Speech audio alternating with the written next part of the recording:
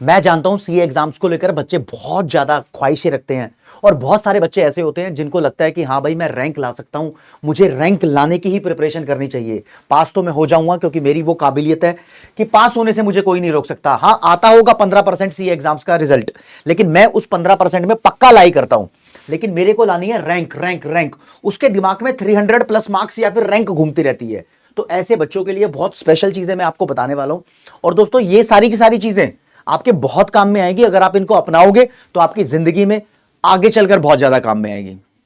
अगर आप रैंक लेकर आना चाहते हो तो उसके दो मेरे पास तरीके हैं। पहला बहुत कैजुअल तरीका है, जो बंदा रिजल्ट अपलोड करता है उसको पकड़ो, उसके पास जाके बैठ जाओ, बोलो कि मेरी रैंक लिख यहां पर। अगर नहीं लिखेगा तो मैं यहां से जाऊंगा नहीं।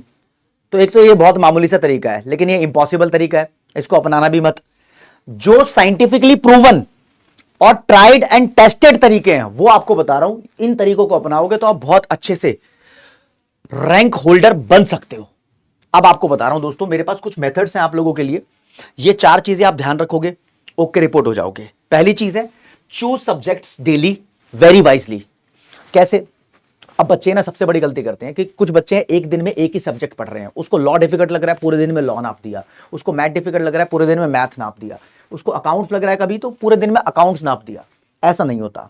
अच्छे बच्चे जो रैंक लाने की प्रिपरेशन करते हैं वो एक दिन में मल्टीपल सब्जेक्ट पढ़ते हैं। मल्टीपल सब्जेक्ट पढ़ने से होता क्या है ना, कि एक सब्जेक्ट को लेकर आप बोर नहीं होते। और हाँ, दूसरा सब्जेक्ट पढ़ रहे हो तो थोड़ा सा फ्लेवर आ जाता है पढ़ाई के अंदर, और पढ़ाई थोड़ी सी एफिशिएंसी के साथ हो जाती है। अब करना है क्या आपको, डेली 2 सब्जेक्ट पढ़ो, एक थ्योरी एक प्रैक्टिकल। इस तरीके से इसका कॉम्बिनेशन सेट करो। सुबह उठकर अर्ली मॉर्निंग पढ़ाई कर रहे हो तो सबसे पहले थ्योरेटिकल सब्जेक्ट उठाओ, और फिर धीरे धीरे टाइम बीतता जाएगा तो न्यूमेरिकल सब्जेक्ट जैसे कि क्वांटिटेटिव एप्टीट्यूड या फिर अकाउंटिंग की तरफ जाओ आप। ये तुम्हारा तरीका होना चाहिए। मल्टीपल सब्जेक्ट डेली पढ़ोगे तो तुम्हारा कॉन्फिडेंस लेवल भी ओके रिपोर्ट रहेगा, और दोस्तों आप बोर भी नहीं होगे और आपको इसका फायदा होगा ही होगा। ये तो बहुत आम सी बात है। दूसरी बात है विजुअलाइजेशन। कहा जाता है कि जो बच्चा कॉन्सेप्ट्स को विजुअलाइज करके पढ़ता है वो कॉन्सेप्ट्स को भूल नहीं पाता। कहते हैं जो भी हम पढ़ाई करते हैं फिर वो धीरे धीरे हमारे माइंड में सेव हो जाती है, और वो सेव करने का सबसे आसान तरीका है कि कॉन्सेप्ट को पढ़ते पढ़ते विजुअलाइज करो। ये विजुअलाइजेशन का तरीका सबसे ज्यादा तुम्हारे काम आ सकता है लॉ के सब्जेक्ट में। कोई भी एक्ट है, कोई भी लॉ है, कैसे वो इंप्लीमेंट हो रहा है, कोई भी एग्जांपल है, उसको आप विजुअलाइज कर सकते हो रियल लाइफ में, किसी मूवी में, किसी कैरेक्टर को पकड़ के। तो वो बहुत अच्छे से आपके माइंड के अंदर स्टोर हो जाएगा, और उससे ही विजुअलाइजेशन से ही आपके हाथ पे लैंग्वेज बनती है, आपकी राइटिंग बहुत अच्छी हो जाती है। मेरे को जो भी लिखना है वो तब लिख पाऊंगा ना जब मेरे दिमाग में चल रहा होगा, और दिमाग में वो तब चलता है जब मैंने अच्छे से उसको कभी विजुअलाइज करके देखा होगा। तो ये पढ़ने का तरीका है। अब भाई साहब, तीसरा तरीका बहुत डिफरेंट है। इस तरीके को मैं बोलता हूं अज्यूम योरसेल्फ अ टीचर। अपने आप को टीचर मान लो। कोई भी कॉन्सेप्ट तुम्हें आता है, अगर तुम उस कॉन्सेप्ट को किसी को सिखा पा रहे हो, बहुत अच्छे से सिखा पा रहे हो, और वो तुमसे कह रहा है लर्नर कि हां जी आपने मुझे ये कॉन्सेप्ट बहुत अच्छे से सिखा दिया, तो आप बहुत धुरंधर हो गए हो उस कॉन्सेप्ट के। ये चीज आपको कॉन्फिडेंस में लेकर आती है कि आप उसको समझा पा रहे हो। इस दुनिया में इवन ऐसे बहुत सारे सीए प्रोफेसर है, सीए टीचर्स हैं जो इस टेक्निक के थ्रू ही टीचर बने हैं। उन्होंने अपनी पावर को पहचाना है। उनमें से दोस्तों मैं भी एक ही ऐसे बंदा हूं कि भाई मेरे को भी लगता था कि मैं लोगों को कॉन्सेप्ट सिखाता हूं तो बहुत अच्छे से सिखा देता हूं, उनको समझ भी आ जाते थे। तो फिर मुझे पता लगा कि हां भाई मैं भी टीचर बन सकता हूं। तो टीचिंग फील्ड में आज देख लो तुम्हारा भाई कहां पर है। ठीक है, तो ऐसा ही एक एग्जांपल तुम भी सेट कर सकते हो कि तुम कोई भी कॉन्सेप्ट समझ रहे हो, अपने दोस्तों को समझा सकते हो। दोस्त नहीं है तो घर में भी किसी को पकड़ लो, और घर में चाहे उसका रिलेशन हो या ना हो तुम्हारे सब्जेक्ट से, उसको सिर्फ एक सिचुएशन समझाओ और इससे पूछो क्या मैंने तेरे को सही समझाया। अगर वो बोलते हां जी सही समझाया, तो आप वहां पर एक टेस्टिंग कर चुके हो कि आप ओके रिपोर्ट हो चुके हो उस टॉपिक में, आप हो धुरंधर। तो ये आपकी एक तरीके से क्वालिटी शो करता है, हां भाई तुम रैंक होल्डर बनने जा रहे हो क्योंकि आप धुरंधर हो रहे हो उस पर्टिकुलर टॉपिक में, या फिर उस चैप्टर में या सब्जेक्ट में जो भी आप एक्सप्लेन करने जा रहे हो। अब लास्ट वाला तरीका है, इसको तो कोई ऐसे नहीं बोल सकता कि हाँ यार इसके बिना हम पेपर भी दे सकते हैं क्या, इसके बिना पास होने की भी ख्वाहिश नहीं की जा सकती।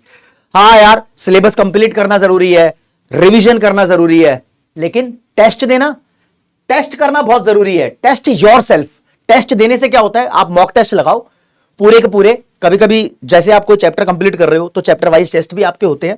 अगर आप किसी भी एडटेक प्लेटफॉर्म पे पढ़ते हो तो वहां पर मुझे लगता ही है कि प्रैक्टिस टेस्ट होते होंगे चैप्टर वाइज, हम भी लेते हैं संपूर्ण बैच के अंदर। तो टेस्ट देने से आपको पता लगता है कि are you able to complete the exam.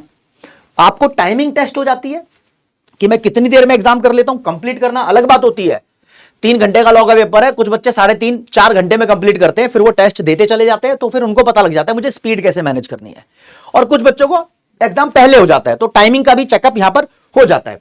फिर दोस्तों मेमोरी चेक हो जाती है आपकी कि हां भैया मैंने जितना पढ़ा था एग्जाम टाइम पे उतना मैं लिख पा रहा हूं या नहीं लिख पा रहा हूं। यहां पर स्ट्रेस मैनेजमेंट हो जाती है, आपको पता लग जाता है कि मैं स्ट्रेस से कैसे डील करूं। और ये सब चीजें तब पॉसिबल हो पाएंगी जब आप जो भी टेस्ट लिख रहे हो, मॉक टेस्ट लगा रहे हो, वो आप सीरियस होकर लगा रहे हो। कभी भी आप टेस्ट लिखो तो उस मोड में लिखो जिस मोड में आप असली में पेपर देने वाले हो, तब जाकर ये चीजें एग्जैक्टली आइडेंटिफाई हो पाएंगी और कवर अप हो पाएंगी आपके लिए। अब टेस्ट कौन कौन से देने होते हैं दोस्तों? मॉक टेस्ट जहां से भी तुम पढ़ते हो वहां पर अवेलेबल होते हैं, आईसीए की वेबसाइट पे अवेलेबल होते हैं, नहीं तो आपके जो भी टीचर्स हैं वो आपके लिए बनाते भी हैं। इसके अलावा आपको MTP, RTP, previous year questions करने ही होते हैं। सीए वाला यूट्यूब चैनल पे वो सारे बहुत सारे अटेम्प्ट्स के अवेलेबल है। नहीं तो आज के टाइम में जिस भी टीचर से आप पढ़ रहे हो, मुझे लगता है कि सबके सब टीचर्स ये चीजें कवर कर ही रहे हैं। तो मेरा कहना ये है भाई साहब कि आप इन 4 चीजों को अपनाओगे तो चाहे आपका सीए फाउंडेशन का कोई भी अटेम्प्ट हो, मई हो, सितंबर हो, जनवरी हो, आप रैंक होल्डर की तरफ बढ़ने की तरफ अग्रसर हो जाओगे। और भाई अपनाओ यार। अगर आपको लगता है कि हाँ भाई अभी भी आपकी कोई प्रॉब्लम है इस टॉपिक से रिलेटेड, तो ये कमेंट सेक्शन खाली है। कोई भी दिक्कत, डाउट, परेशानी है मुझे बताओ। जो मैंने सबसे पहला तरीका बताया था ना रैंक लाने का, उसको छोड़ देना, वो मजाक था, सीरियस ये है। ठीक है, थैंक यू सो मच। जय हिंद, जय भारत, नमस्कार, धन्यवाद, bye bye everyone, love you all.